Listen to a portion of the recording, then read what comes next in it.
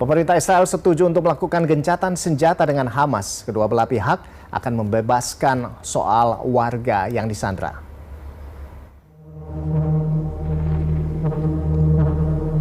Gencatan senjata akhirnya disepakati setelah meeting panjang Israel pada Selasa kemarin. Perdana Menteri Benjamin Netanyahu sebelumnya bersikeras melanjutkan perang. Namun setelah diskusi alot yang berlangsung hingga Rabu dini hari, persetujuan gencatan senjata akhirnya disepakati. Waktu dimulainya gencatan akan diumumkan dalam periode 24 jam sejak keputusan diambil. Dalam periode waktu 4 hari, dengan kemungkinan perpanjangan waktu, militer Israel akan menghentikan serangan. Sementara Hamas membebaskan setidaknya 50 dari total 240 orang yang mereka sandra. Prioritas pembebasan sandra oleh kedua belah pihak dimulai dari wanita dan anak-anak.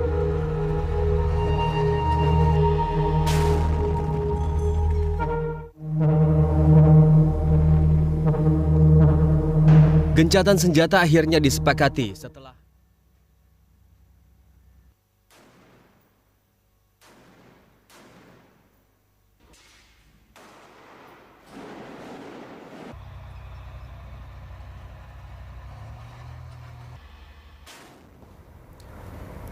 Sementara di sisi lain, pemirsa, pengamat menyebut tuntutan gencatan senjata juga datang terus-menerus dari warga Israel yang keluarganya disandra. Dan berikut potongan dialog Berita Satu Sore bersama pengamat Timur Tengah Mustafa Abdurrahman.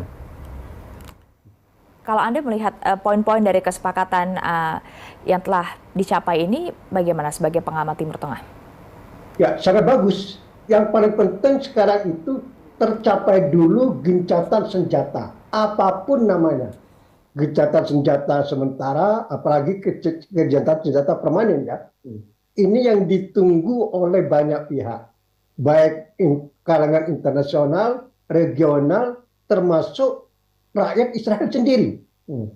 Ternyata ya, setelah saya membaca media Israel seperti Haaretz, Yediot Ahronot, kemudian situs Walla, kesepakatan gencatan senjata ini ternyata mendapat dukungan luas dari rakyat Israel. Ini tentu merupakan amunisi politik bagi pemerintah PM Israel Benjamin Netanyahu bahwa keputusan dia menyetujui gencatan senjata ini adalah benar dan mendapat dukungan rakyat.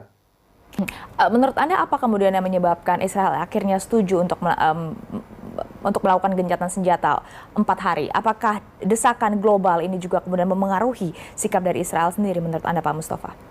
Ya, seperti berita yang beredar bahwa kesepakatan gencatan senjata ini melalui mediator Qatar, Mesir, dan Amerika Serikat. 3 negara ini adalah negara yang cukup dihormati oleh Israel. Maka dengan mediator 3 negara ini sudah merupakan pengaruh ya, tekanan pengaruh terhadap pemerintah Israel. Itu yang pertama. Yang kedua adalah semakin hari semakin kuat demonstrasi di mana-mana, termasuk di Amerika Serikat sendiri, di Eropa, bahkan termasuk di Indonesia ini yang mendesak supaya segera dicapai gencatan senjata sendiri. Termasuk di Israel sendiri ya, keluarga tawanan Israel yang ditawan itu hampir tiap hari menggelar unjuk rasa, bahkan di depan rumah Netanyahu dan di depan kantor pemerintah Israel. Ini kan merupakan tekanan yang luar biasa terhadap pemerintah Netanyahu untuk akhirnya menerima kesepakatan gencatan senjata tersebut. Itu yang pertama. Yang kedua adalah pasukan Israel ini kan sudah sejak tanggal 27 Oktober ya, sudah berapa hari, sudah hampir ya 20 atau 3 minggu ya, melancarkan serangan darat ke wilayah Jalur Gaza. Sampai sekarang belum berhasil menemukan tawanan tersebut ya. Ini kan boleh disebut sebuah kegagalan kan?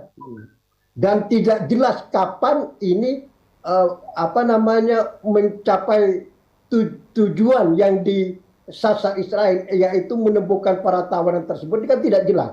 Dalam waktu yang sama, tekanan di dalam negeri Israel maupun internasional dan regional terus menerus supaya segera dicapai gencatan senjata. Maka tidak ada pilihan lain bagi pemerintah Netanyahu untuk menerima kesepakatan gencatan